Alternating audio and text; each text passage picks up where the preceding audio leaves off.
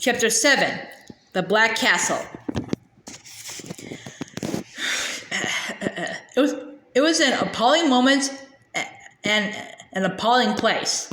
Behind them was the huge buttressed gateway. On all other three sides of the courtyard, great grim black walls, windowless, reared up quite out of sight. There wasn't a scrap of creeper or greenery upon them. Between the paving stones underfoot, not so much as a toadstool sprouted. All was iron hard, iron chill, and black as old iron. The air was like the air in a well, not so very high up in it. A few carrion crows silently hovered. In silence, as though the black castle awed even them, the wagoners began to unload their wagons. There was no need for orders or instructions. They had done the job before and were only too anxious to get it over. The kind horses nickered and whinnied uneasily, but no human sound was to be heard save the coughing of the jailers waiting to get at the cases of cough cure. "What do we do now?" whispered Miss Bianca. The three mice had run down at once and were now huddled together beside a wheel.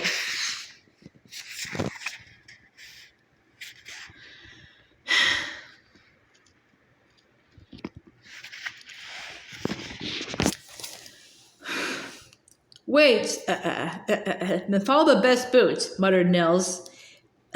There were boots stamping and shifting all round them. Great, cruel jailer's boots, black as everything else in the Black Castle. Even Bernard turned a trifle pale, but he nodded bravely. "You be leader," he whispered. They waited for what seemed like hours, Nils meanwhile scrutinizing attentively each pair of feet that passed. All seamen have an eye for a boot, and even though these weren't the sort he was used to, he had soon made up his mind. When at last the wagons filled out again, and the jailers began to disperse, "Follow me," cried Nils unhesitatingly. Miss Bianca cast one longing farewell glance towards the tailboard of the last wagon. Even as it passed the gate, sunlight seemed once more to fall upon it. The wagoners were already calling and shouting to each other again as they headed back into the jovial, sunlit countryside. How glad they were to be going, and how glad I should be, thought poor Miss Bianca. She very nearly ran after them. The gates weren't yet quite closed. By running as fast as she could, she might have just caught up and have run up on board again and been carried back to safety and civilization. "Miss Bianca," called Bernard urgently, "do please hurry." She sighed and followed duty's higher call.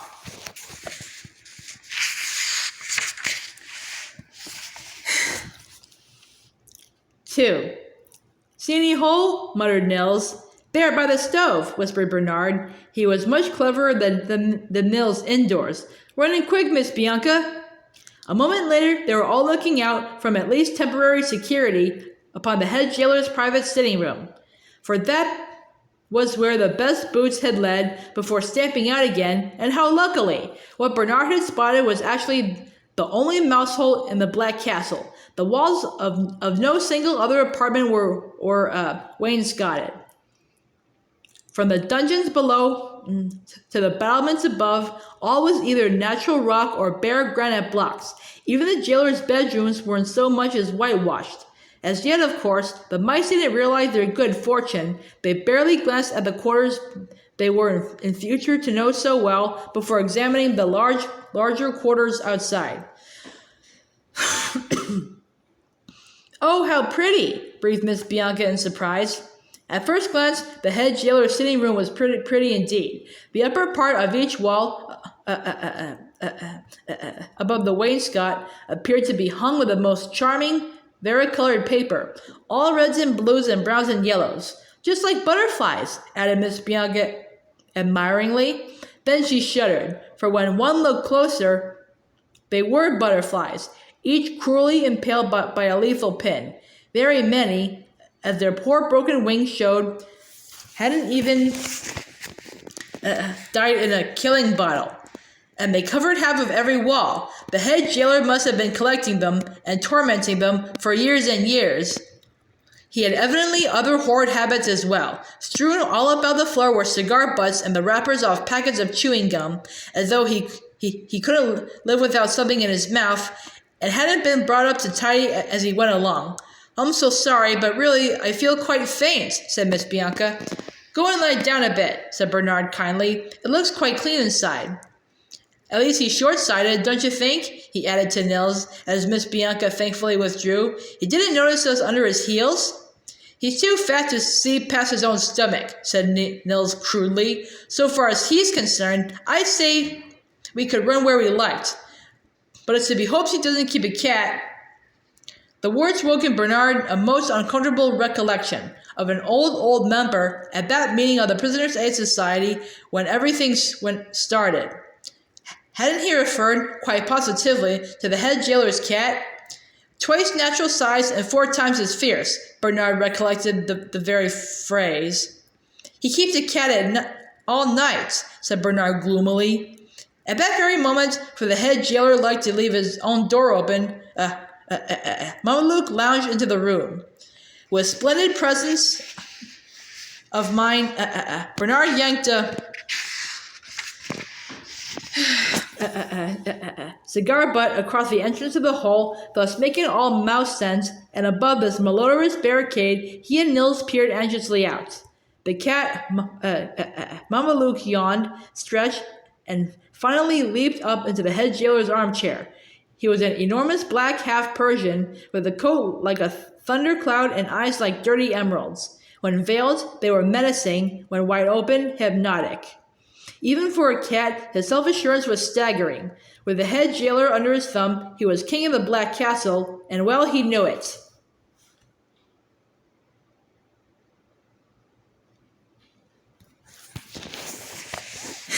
Nasty customer, eh? Muttered Nils. We must keep Miss Bianca out of his way, said Bernard. No more than a couple of mouthfuls, agreed Nils. She'd make for him.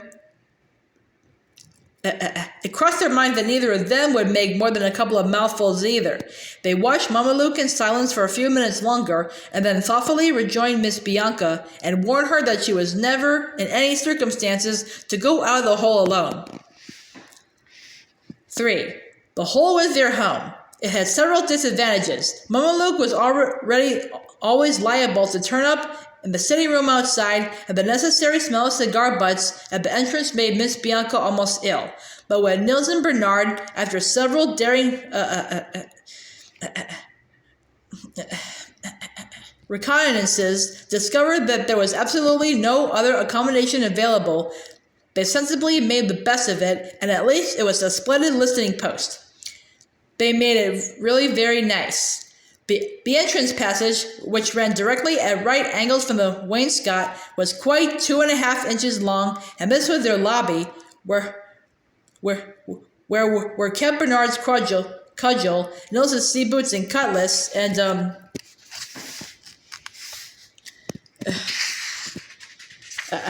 Miss Bianca's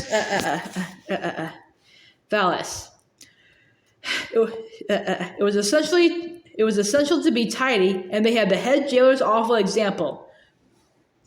Beyond, between the wainscot and the original granite, and from the stove to the outer wall, stretched a quite commodious apartment. Bernard cleverly divided it with matchboarding. The sitting room floor was quite littered with empty matchboxes to make Miss Bianca a bedroom by the stove, a slightly larger one for himself and Nils at the other end, and a parlor for general use in between. There Miss Bianca took charge. She had always had a taste for interior decoration, and the lack of professional assistance but sharpened her wits. Soon, gay chewing gum wrappers papered the walls, while upon the floor used postage stamps, nibbles off envelopes, and the head jailer's wastebasket formed a homely but not unsuitable patchwork carpet. Miss Bianca, with her own hands, fashioned several flower pieces, so essential to gracious living, from breadcrumbs dyed pink or blue with red or blue-black ink. At least they had no need to economize where food was concerned. The head jailer had all his meals set up on trays and was a very untidy eater. Miss Bianca even made 1 or 2 daffodils out of cheese. All heavy work was, of course, done by Nils and Bernard. The carpentry and paper hanging and so on. Miss Bianca just had the ideas. Naturally, such an amount of work took time, but it was well they were kept busy, otherwise their spirits might have sunk unendurably low. 4. As it was, they sank low enough. One of the mice's first acts had, of course, been to constitute themselves into a subsection of the Prisoners' Aid Society, Black Castle branch. Nils and Bernard voted Miss Bianca Madam Chairwoman, Bernard was secretary, and they held a general meeting once a week. As meeting succeeded meeting, however, these grew shorter and shorter and gloomier, for the more information the mice gathered, the more hopeless their mission appeared. As witness the following digest of several earlier minutes, each prisoner occupied a separate dungeon deep down in the rock, and these dungeons were never open. Food, black bread, and treacle was let down, but once a day, each morning, through grids in the ceilings, and these grids were set in the floor of a long stone corridor, itself cut off from the rest of the castle by a locked iron door. Source: instructions from the head jailer to new common sort of jailer in H.J. sitting room, overheard by all members. Query: how are the prisoners got into their dungeons? The members couldn't think. The door fitted too closely for even a mouse to run under. Source: Nils.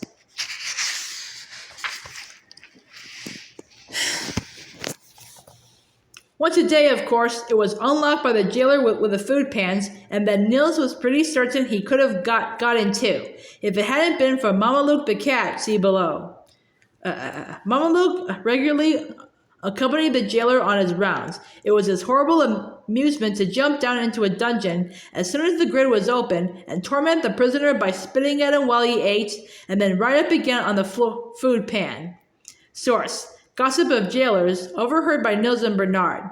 Minority opinion. Perhaps Mameluke was trying to cheer the prisoners? MB. The jailer might have noticed Nils, but Mameluke certainly would. One of these days, I'll risk it all the same, cried Nils desperately. I'm no nearer getting in touch with a poor chap than if I'd never left Norway. Don't be an idiot, said Bernard. You wouldn't stand a chance. There can't be an inch of cover down there. It's just one big trap. And the whole castle was an even bigger trap. Except for the great gate, there was no way out at all. The wagons had approached from the south. On the northern side, it was as though the mountain range had been sliced clean away. The castle rose straight up from the very verge of a tremendous cliff. Below flowed the river, bridgeless as far as I could see, and on the farther bank stretched the same sort of country as the barrens. No wonder that side was never guarded. But indeed, there seemed little reason for the jailers and the watchtower above the gate. Even suppose we could rescue him from his dungeon, said Bernard gloomily. Him always meant the Norwegian prisoner. How on earth would we get him out? This particular conversation took place not at a meeting, but in the parlor, where they were all sitting round a fire of cedar wood. Cigar boxes burned beautifully.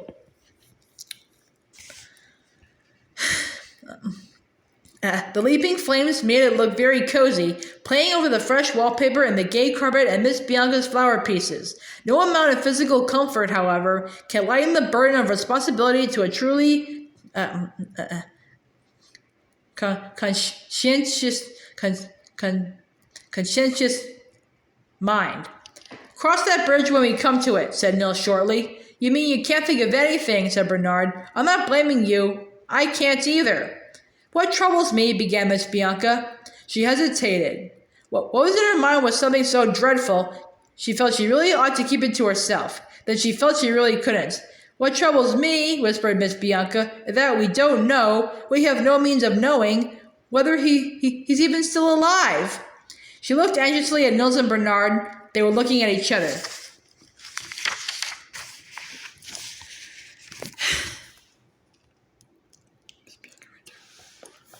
We hoped you wouldn't think of it, said Bernard reluctantly. You mean you and Nils have? Nils nodded. Stands to reason, he said gravely. Put me in a dungeon, I wouldn't last a week. But we won't give up hope, said Bernard quickly. We don't know one way or the other. Remember the luck of the mice, he added cheerfully. Hasn't it brought us all the way here, found us a splendid hole? kept us all fighting fit and ready for anything. Remember how beastly we thought the wagon ride was going to be? And how jolly it turned out. And you, Nils, remember that chap Harold Fairhair you're always singing about? Remember up the Norwegians? Nils reached across and grasped him by the hand. Miss Bianca slipped hers into his other. Whatever befell, at least they were three united, loyal companions. At the moment, it was their only consolation. Poem by Miss Bianca, written in the Black Castle. Black is the castle pressed by mournful thoughts. What ray of hope can e'er their gloom dispel? Again, dear boy, your Miss Bianca fond bids you a last and ultimate farewell. M.B. Actually, this was the most depressing poem she ever wrote, but even at the time, because it so exactly expressed her feelings, she was rather cheered up by it. Poets have uncommon advantages, as will be seen later on.